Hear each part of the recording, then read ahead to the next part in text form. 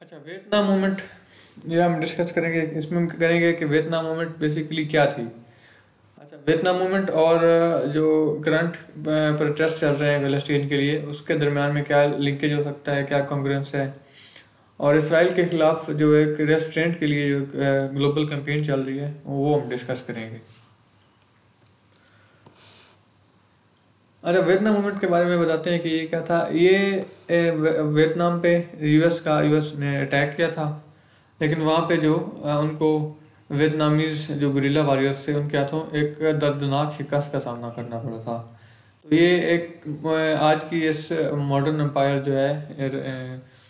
USA, उसके लिए मतलब सुपर पावर के लिए ये एक बहुत बड़ा धचका था, ये बहुत बड़ी डिफीट थी एक।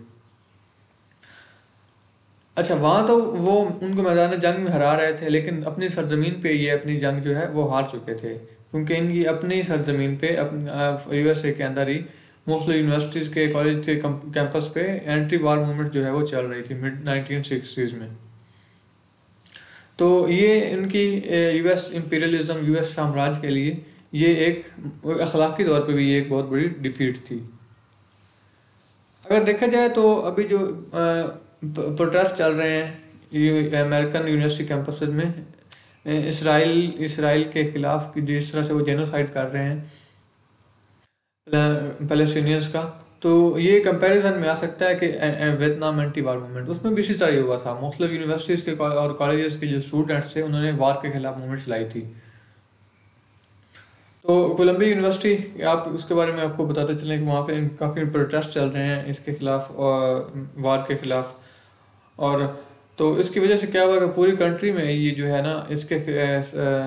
के खिलाफ काफ़ी एक आवाज़ उठ रही है। बल्कि बाइडेन एडमिनिस्ट्रेशन को वो काफ़ी इस बारे में इसकी अपोज कर रहे हैं कि वो जो इतनी मतलब एक गैर ज़रूरी जो है सपोर्ट वो इसराइल को क्यों करते हैं। इसके अलावा बहुत सी वेस्टर्न कंट्रीज़ में भी इस तरह के प्रोटेस्ट जो हैं वो देखने में नज़र आ रहे हैं। यूनिवर्सिटी का जो एडमिनिस्ट्रेशन का जो उनके खिलाफ वायलेंट रिएक्शन है, मतलब यूनिवर्सिटीज़ जो इनके स्टूडेंट्स के खिलाफ जो एक्शंस ले रही हैं वो ये 1960s के जो थे उनके रिएक्शन जो थे यूनिवर्सिटीज़ के उसी की तरह से ये नज़र आ रहे हैं। मतलब ये बिल्कुल उसी के साथ इनको आप कह लें कि कंपैरिजन किया जा सकता है कि ये भी उसी तरह की अपराइजिंग थी यूनिवर्सिटीज़ में, उसी तरह का रिएक्शन जो है यूनिवर्सिटीज़ ने दिया था। तो उस वक़्त जो लोग क्या कर रहे थे, वो ना सिर्फ इम्पीरियलिज़म के ख़िलाफ़ वो उठ रहे थे, जो यूएस इम्पीरियलिज़म था वियतनाम उसके ख़िलाफ़ उठ रहे थे, बल्कि वो दूसरी जो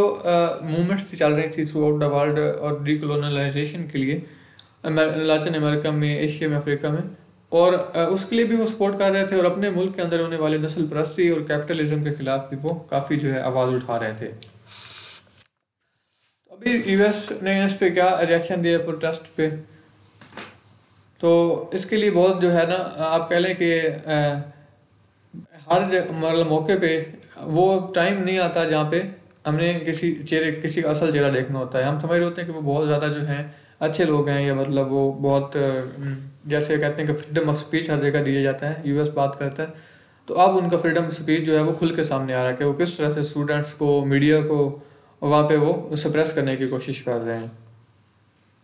वहाँ पे जो स्टूडेंट्स हैं उनको मीडिया कैंपेन के ज़रिए से ये शो किया जा रहा है कि वो एंटी ज़ायनिस्ट हैं, एंटी समाइट हैं, वो यहूदियों के, ज्यूज़ के जो हैं वो उनसे नफरत रखने वाले लोग हैं, उनको इस तरह से वहाँ पे पेश किया जा रहा है। इसराइल जो वो भी प्रोपागेंडा कर रहा है सीन में, खुद प्रेसिडेंट नेतन्याहू ने वहाँ एक उनका जो है वीडियो मैसेज जो है वो किया है कि जिसमें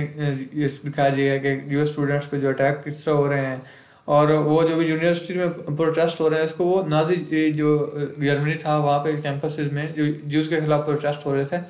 उसके साथ वो रिलेट कर रहे हैं कि नाजी जर्मनी के बारे में आप जानते हैं कि उन्होंने, हिटलर ने वहाँ यहूदियों का, ज्यूज़ का बहुत बड़ा जो जेनोसाइड किया था, हॉलोकॉस्ट के नाम से आप इसे जानते होंगे। तो वहाँ पे भी इस तरह की हेट स्पीच जो है, हेट मतलब बहुत ज़्यादा पाई जाती थी ज्यूज़ के खिलाफ उनके कैंपसेस में। तो प्रेसिडेंट नेतन्याहू के मुताबिक जो अभी जो प्रोटेस्ट चल रहा है यूनिवर्सिटीज़ में यूएस की, वो भी इसी तरह की, मतलब उस इसी तरह का ये वो भी प्रोटेस्ट है कि वो उनके खिलाफ नफरत उभारने के लिए वो प्रोटेस्ट किया जा रहा है। हालांकि ऐसा कुछ भी नहीं, सिर्फ एक प्रोपागेंडा है जो उसमें इसराइली स्टेट जो है वो पहले से काफ़ी फेमस है। और इन पे जितना भी मतलब आप फोर्स किया जा रहा है अमेरिका की तरफ से, यूएस की तरफ से, मतलब जो स्टूडेंट्स पे, उसकी वजह से ये प्रोटेस्ट ख़त्म नहीं हो रहे, बल्कि वो मज़ीद जो है वो पैनिक और वायलेंट सिचुएशन जो है वो अख्तियार कर रहे हैं। अगर देखा जाए तो ग्लोबली भी इसराइल के खिलाफ काफ़ी कैंपेन्स जो हैं चल चुकी हैं, और इन कैंपेन्स में आप देखें तो एंटी वियतनाम एंटी वार मूवमेंट की तरह मतलब मतलब इस तरह का असर तो लंबा नहीं पाया जाएगा, लेकिन ये देखा जा सकता है कि इसके ये जो है ये बाकी जो इश्यूज थे, पोलिटिसाइजेशन इश्यूज जो बहुत थे दूसरे थे, जैसे क्लाइमेट चेंज वगैरह है, तो उसके साथ ये मैचअप हो रहे हैं। मतलब जो इंस्टीट्यूशंस जो थे, इदारे थे, एनजीओज थी, वो क्लाइमेट चेंज वगैरह के दूसरे इशूज़ पे डिस्कस कर रहे थे, वो भी अब इस पे ही शिफ्ट होते जा रहे हैं। ऐसे इसराइल वाले कन्फ्लिक्ट के बारे में वो भी जो है एहतजाज करने पे आ गए हैं। तो अभी मिसाल के तौर पे अब ग्रेटा थनबर्ग, ये स्वीडिश गर्ल है जो कि इसमें क्लाइमेट के बारे में बहुत ज़्यादा इसका काम देखा गया है। प्रोटेस्ट इसने किए हैं क्लाइमेट चेंज के हवाले से, अपनी गवर्नमेंट को फोर्स किया है कि वो अपनी जो पॉलिसी है क्लाइमेट चेंज के हिसाब से वो चेंज करें, ताकि क्लाइमेट चेंज के जो डेंजर्स हैं उसको कम से कम किया जा सके। तो ये बेसिकली पीछे सिर्फ ये हार्मलेस इन्वायरमेंटलिस्ट थी, इसके बारे में वो काम कर रही है, लेकिन अभी उसने पैलेस्टीनियन के हक में भी बोलना शुरू कर दिया है। इसके अलावा अगर आप देखें अपने बलोच लॉन्ग मार्च को, तो वो भी अपने जो उनका था एंटी इंपीरियलिस्ट, मतलब वो भी इसी के हिसाब से अभी अपने मेन काम से छोड़ के वो इस पैलेस्टीन के हिसाब से वो जो है वो आवाज़ उठा रहे हैं। तो ये सारे जो इस तरह के सिनेरियोज बन रहे हैं, तो ये एंटी इंपीरियलिस्ट और एंटी कैपिटलिस्ट जो हैं कंट्रीज, उनके खिलाफ ये बहुत ज़्यादा इससे जो है आवाज़ उठ रही है। मुख्तलिफ गवर्नमेंट्स जो हैं वो भी इस पर काफ़ी हैं रिएक्शन दे रही हैं।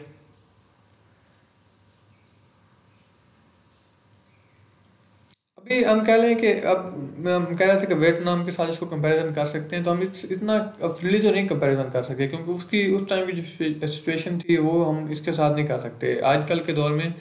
एक जो है राइट विंग पॉलिटिक्स जो है हमारे यहाँ वो बहुत ज़्यादा फैल चुकी है, जिसकी वजह से ये उस तरह का इसका असर नहीं देखने में आ रहा है इस कैंपेन का। लेकिन अगर ये देखा जाए तो